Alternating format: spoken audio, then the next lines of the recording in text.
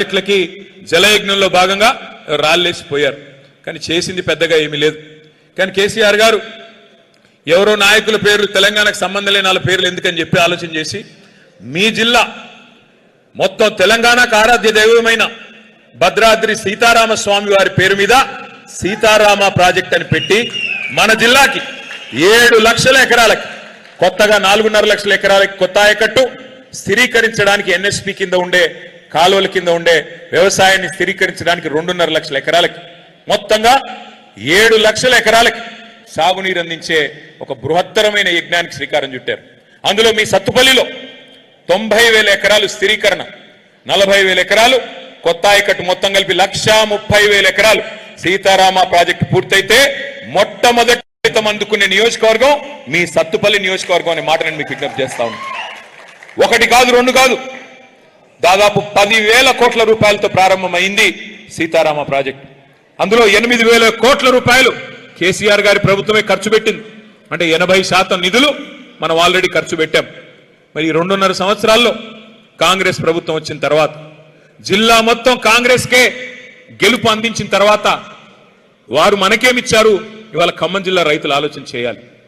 జిల్లా నుండి 3 మంత్రులు ఉన్నారు.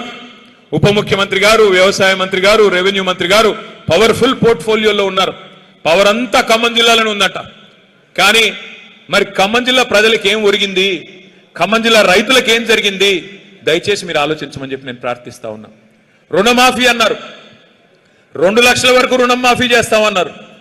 2 లక్షలు ఎన్ని డైలాగులు కొట్టారు? 2 లక్షలు రుణమాఫీ అని చెప్పి గద్దెనెక్కిన కాంగ్రెస్ ప్రభుత్వం మరి డిసెంబర్ 2023లో బట్టి విక్రమార్క గారు మీటింగ్ పెట్టారు బ్యాంకర్లందరితో. పెట్టి ఏమన్నారు? 50,000 కోట్లు అవసరం పడుతుంది.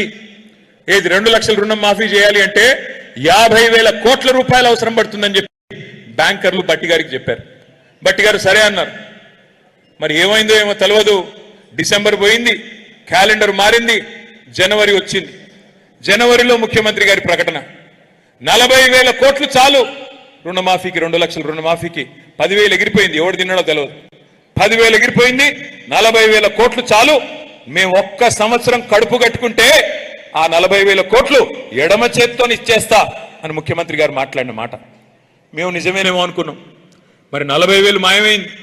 మళ్ళీ కేబినెట్ మీటింగ్ కాడికి పోయేసరికి 31,000 కోట్లు సరిపోతాయన్నారు. 31,000 కోట్లు సరిపోతాయన్నారు. ఓహో, ఆ 9,000 కోట్లు ఎక్కడ పోయిందంటే ఎవరికి తెలియదు. 9,000 కోట్లు మాయమైపోయింది. కేబినెట్ నుంచి అసెంబ్లీకి వచ్చే లోపల అసెంబ్లీలో బడ్జెట్ పెట్టే దానిలో 26,000 కోట్లని పెట్టారు. అక్కడ మళ్ళీ ఒక 5,000 కోట్లు మాయమైంది. ఎక్కడ మొదలైంది? 50,000 కోట్ల కాడ మొదలైంది రుణమాఫీ కథ. అక్కడి నుంచి ముఖ్యమంత్రి గారి దగ్గరికి వచ్చేసరికి 40,000 కోట్లు అన్నాడు. ఎడమ చేతితో ఇచ్చేస్తా, 1 సంవత్సరం కడుపు కట్టుకుంటే చాలన్నాడు. తర్వాత మళ్ళీ కేబినెట్ కాడికి వచ్చేసరికి 31,000 కోట్లు. అసెంబ్లీకి వచ్చేసరికి బడ్జెట్ సమావేశాలకు వచ్చే వరకు 26,000 కోట్లు. అక్కడి నుంచి చివరికి ఎక్కడ ఆగిందయ్యా అంటే ఈ మధ్యన నొక్కి నొక్కి చెప్తున్నారు తుమ్మల గారు, 20,000 కోట్లు ఇచ్చాం. అయ్యా నేను అడుగుతా ఉన్నా, 50,000 కోట్లు అని చెప్పింది మీరే, 50,000 కోట్లు అవసరం పడుతుందని చెప్పింది డిసెంబర్ 23లో మీరే, ఇవాళ 20,000 కోట్లు ఇచ్చామని చెప్తుంది మీరే. అంటే దాని అర్థం ఏంటి? రూపాయిలో 40 పైసలు మాత్రమే రుణమాఫీ జరిగింది, ఇంకా 60 పైసలు కాలేదు. ఇది మోసం కాదా?